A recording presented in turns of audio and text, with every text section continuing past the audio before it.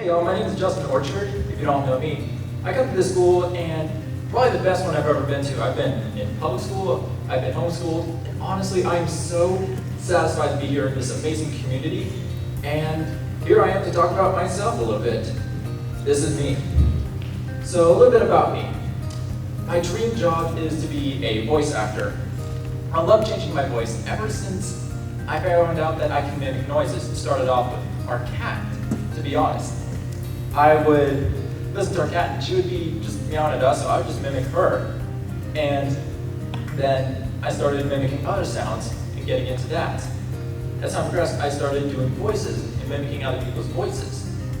And at that time, people said, hey, they noticed, and they're like, you should start doing this as a career. You can get paid for this. And I was like, wait, I get paid to annoy people with my voice? Sign me up! So I did, and I haven't gotten a paying position yet, but I'm working on several different comic dubs, lending my voice in some of them huge projects. And it's kind of crazy to watch that progression. But it's fun to watch. And I guess I can also talk about my characteristics. I'm upbeat, energetic, creative.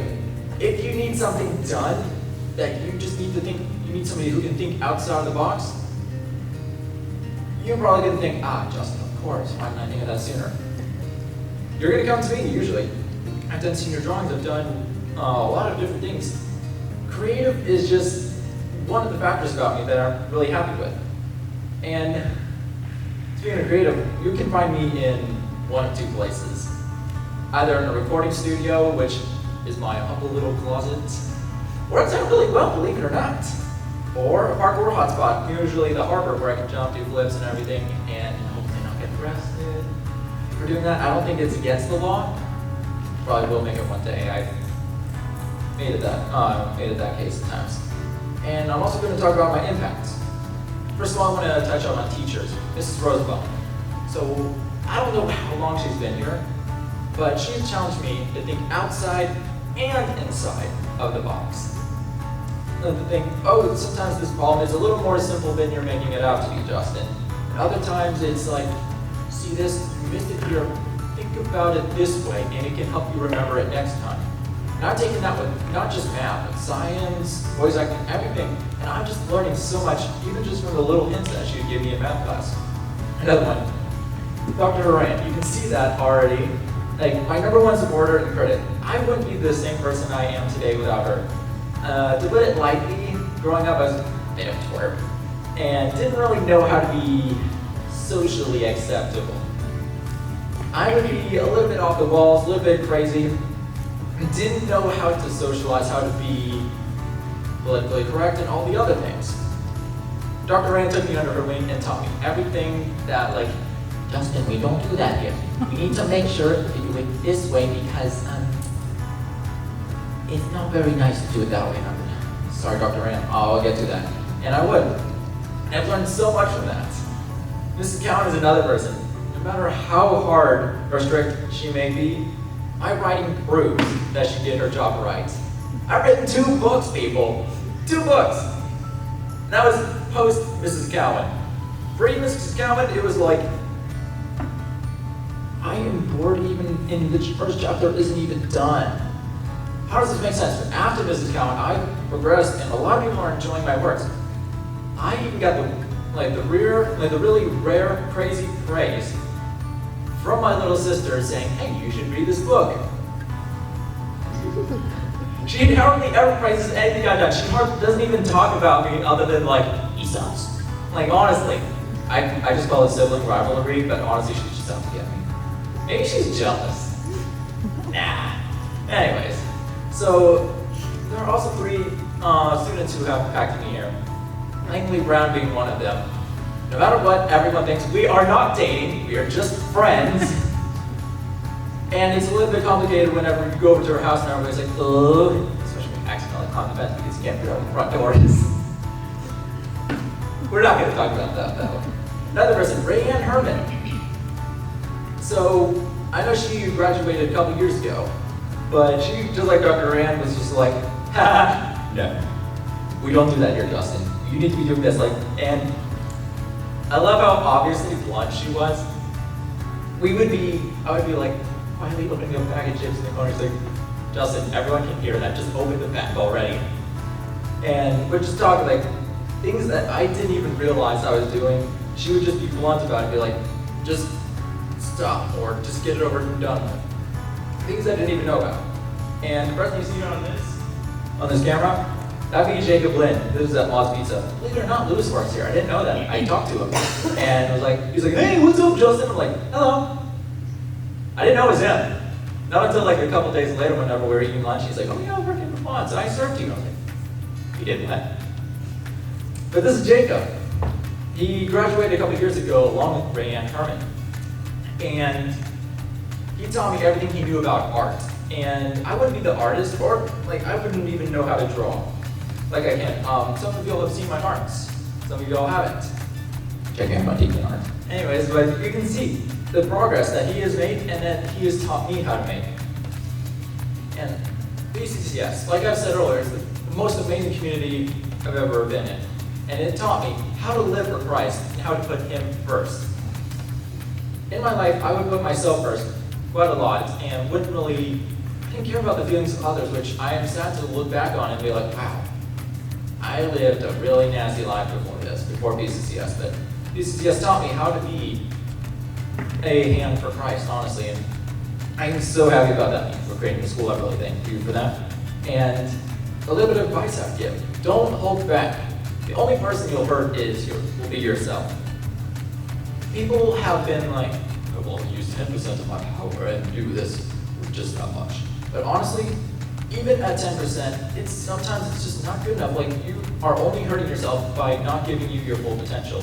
If I were to give 10% of my voice acting, if I were to do 10%, like do just a little bit of voice, it doesn't turn out the way I want it to turn out.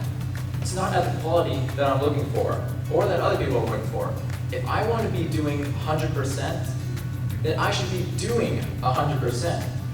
It doesn't really work out for me or other people. It doesn't benefit me personally, because if I do an audition and it doesn't work out, it's probably because I didn't give my all. I didn't give 110%. So always work on giving more than you think is necessary, because if you can give your all, do it. The only person who will hurt in life is you yourself. Anyways, activities, baseball and theater. I think Dr. Rand taught me to pronounce it like that. I've learned how to focus my energy into drama into a strategy. For example, always got to stand on the blue line, don't stray off whenever you're doing your little dancing, a little singing, a little stuff. Make sure to be doing everything like there is an order in the world. My order was not even, you couldn't even call it order. It's like calling a 10-year-old's bedroom order. It's not order. I've been all over the place, bouncing around, doing whatever, but I've learned with baseball and theater that there's a strategy in life. Like baseball, you go around the bases, that's it. Don't go off the base. You don't have to run out into the outfield and catch your own pop fly. You are supposed to round the bases, look for the signs, that's it. Just like drama, like you have your lines, you have your cues. And if you go off and do something else, like Dr. Horan says, nobody else is going to realize what their lines are, because there's an order and a strategy. Voice acting. I never realized that voice acting was my calling until my senior year.